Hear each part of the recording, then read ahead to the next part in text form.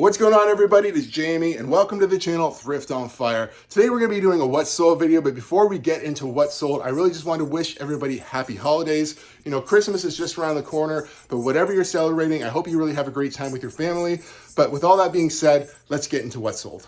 All right, so we're going to kick it off with this Figment here. You guys see me pick this up in my last video and it did sell for full price for $84.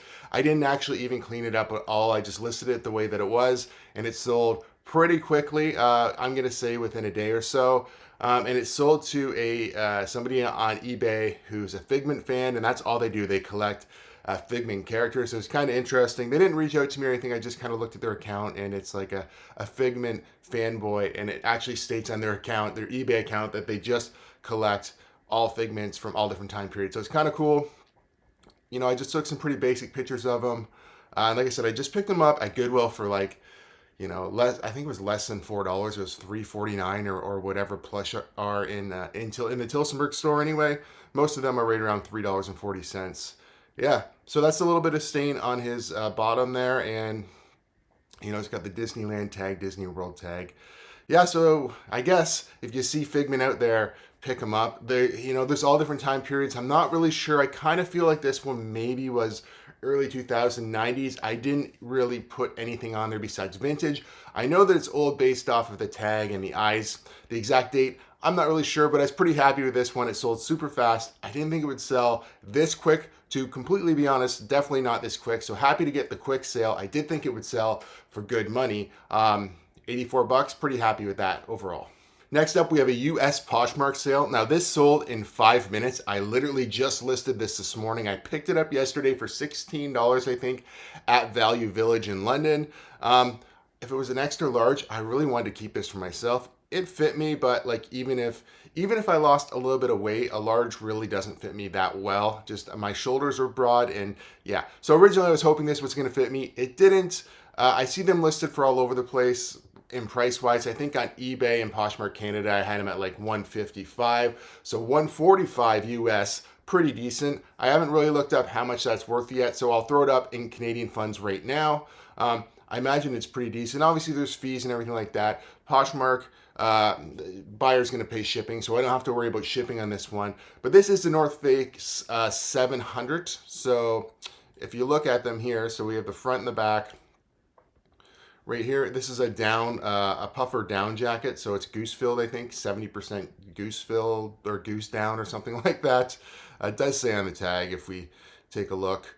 I don't know if I can read this. 75% down, and then what is the rest? So the outside is nylon, and I imagine the rest is just synthetic. So I just did a crossed and down.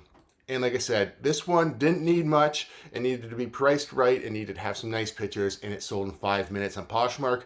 I think that's kind of ridiculous. I have another one of these, but a woman's, and it's blue, that's been listed for a couple of weeks now, week and a half. So it's not very realistic to sell them in 5 minutes. But this was just a brand new listing. Like I said this morning, it got listed on eBay, Poshmark US, Poshmark Canada, Vinted, Depop, and it sold right away on Poshmark US. So the right person was obviously looking for this at the right time of me listing it, and it worked out perfectly. I thought I'd share this Facebook Marketplace flip because it was a pretty fun one for me anyway. I found these in a thrift store in Delhi, Ontario for 15 bucks for the whole set of 3 of them.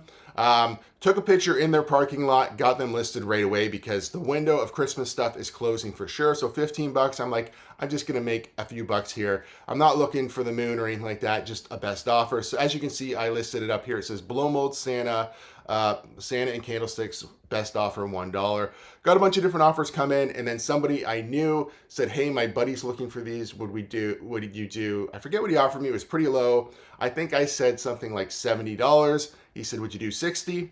Absolutely. So basically picked them up, paid for them in a 20-minute drive to the next town. Already had messages on my phone, made an offer that I was happy with, and sold them. Now, honestly, I do think I could probably get $60 for just the candlesticks and maybe another $60 for Santa. So taking that money is just basically off time of year, right? I knew this was going to be a fast flip. Where when I bought these, we're only within a week from Christmas, so I was just looking to offload them. Really, I just couldn't turn them down for 15 bucks. So 15 bucks, 20, 30 minutes later, I've got an offer I'm willing to accept. So I was pretty happy with that. If I wanted to store these for a whole year, I could have got a lot more money. But the whole idea of picking these up is just because I was like, well, I can't leave them here for 15 bucks. And if I can flip them fast, I will. And if not, I will store them. But I didn't have to store them. Like I said, I did wind up selling them really quick on Facebook Marketplace.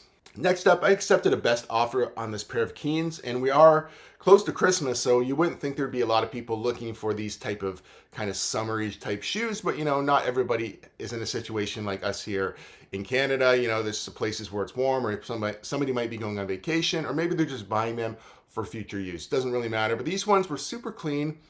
I feel like I got them at the Goodwill bins, but even if I didn't, I would have only been into them probably $6 to $8.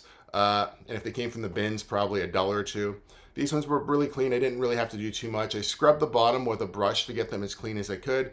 I think a metal brush and then a nylon brush just to knock out any loose dirt.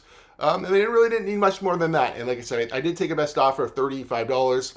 I listed them high, basically what I thought a summer price would be, knowing that I would accept offers right now, and 35 bucks was good with me. So $35 per shipping on eBay. Pretty happy with these. Next, we have an Etsy sale. This is a VCR DVD combo. It's a JVC unit. JVC is a great brand. If you do see JVC out there, the older stuff was made a little better, just, in my opinion, but still a great brand if you can find it. The VCR DVD combo, this one right here is a VC16BU. A little hard for me to see actually the screen from where I'm sitting at the moment. But yeah, I would have paid about 10 to 13 bucks for this probably, and this one didn't sell super quick for whatever reason. They don't all sell fast. This one I did wait probably, I feel like I've had it for about a month or so, but still getting 85 bucks for that, I'm pretty happy. Plus shipping, obviously. I think the buyer is going to pay 25 bucks for shipping. I think this one cost me like 18 bucks to ship. Not too bad, really. And this thing, as far as testing goes, I think I mentioned this a bunch of times already. I don't always hook them up to the TV.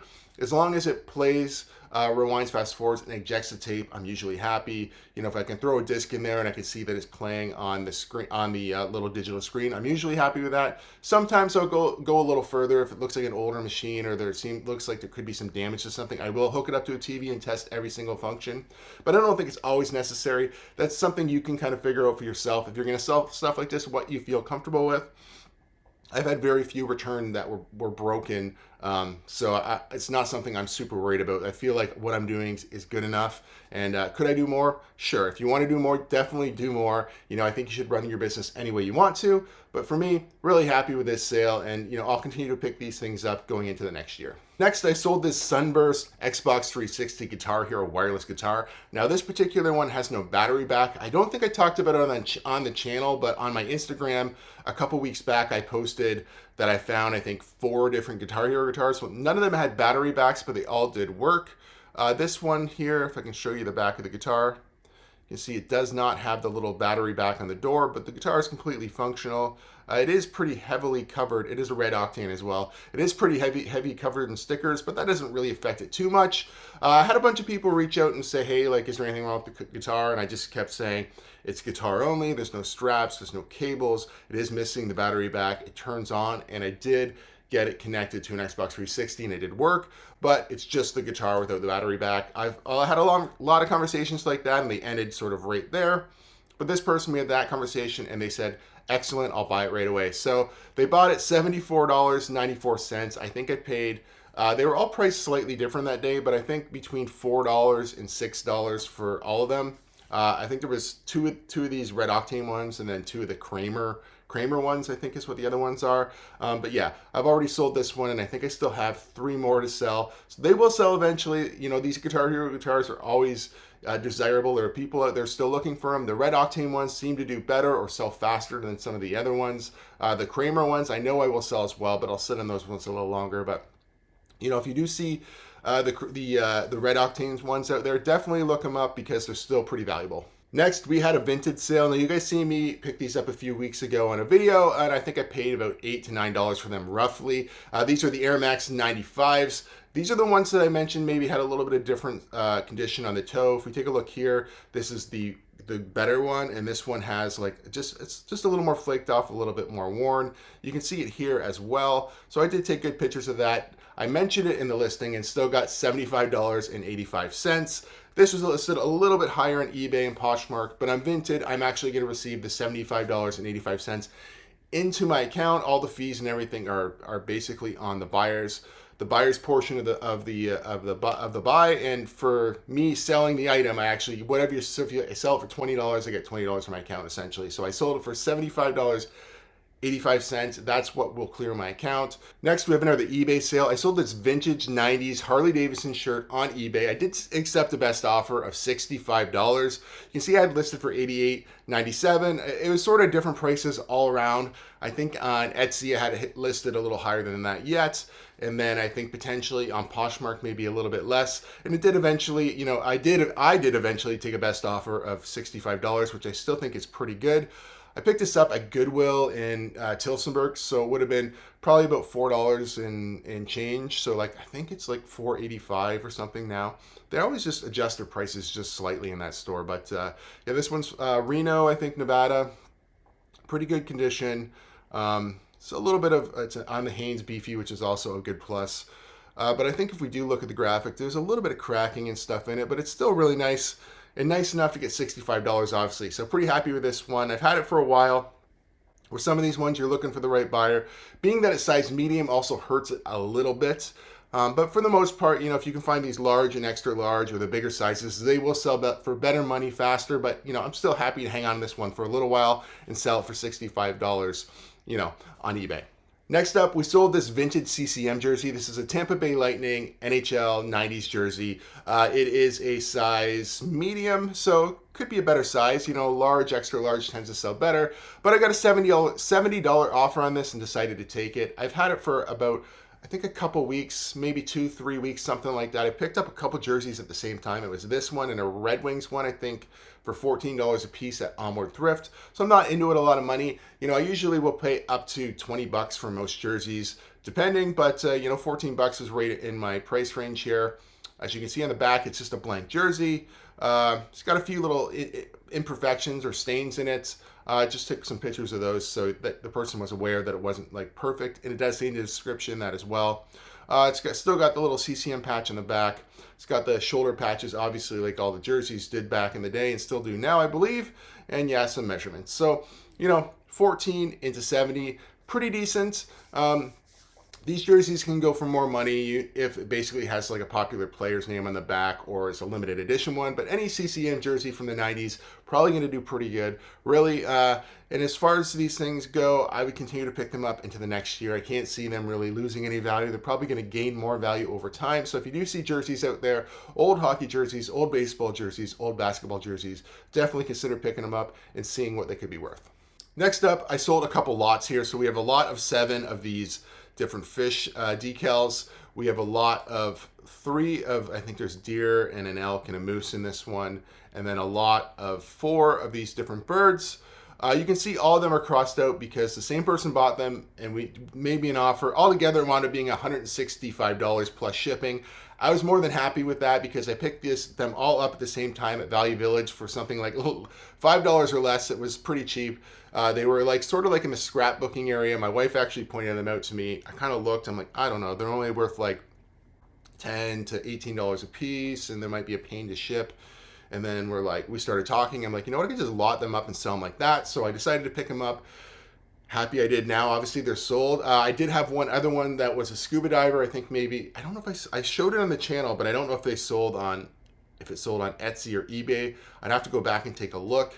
But I think it sold for like $14 or something like that. So it didn't really fit with any of the lots I had here, but I was pretty happy to see these all go to the same person. It just sort of alleviates a headache of selling 1 and 2 and 3, just all to the same person at a very fair price. They basically made offers to make the shipping work out better for them. So basically, instead of me giving them a refund on shipping, they essentially just took the money out for the shipping and paid for the rest. So we both were pretty happy with what happened here, and $165, really happy with that sale overall.